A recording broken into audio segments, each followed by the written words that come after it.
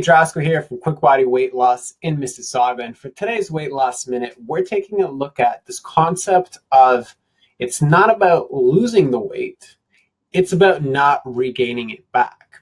So what this whole concept really is about is to explain the experience that most people at some point in their life have had the process and the experience of losing a bunch of weight. Might have been 1 or 2 pounds, might have been 50 pounds, but everybody's at some point lost some weight.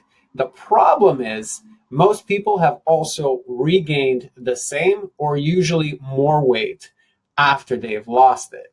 So really, when you're looking at long-term weight loss, it's not really about losing the weight, though that certainly is important.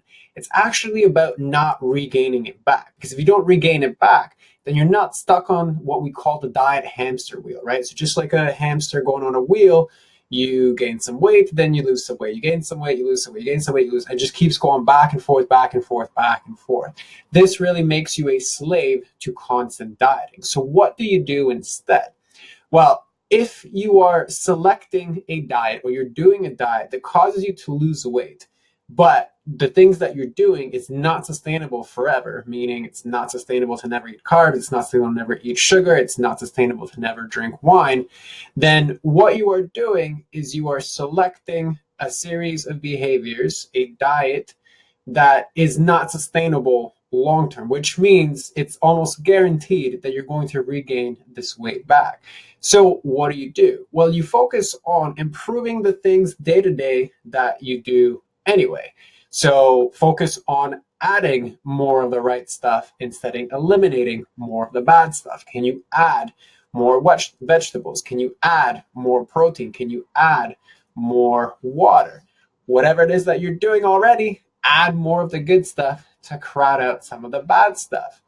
Okay, going a little deeper into this.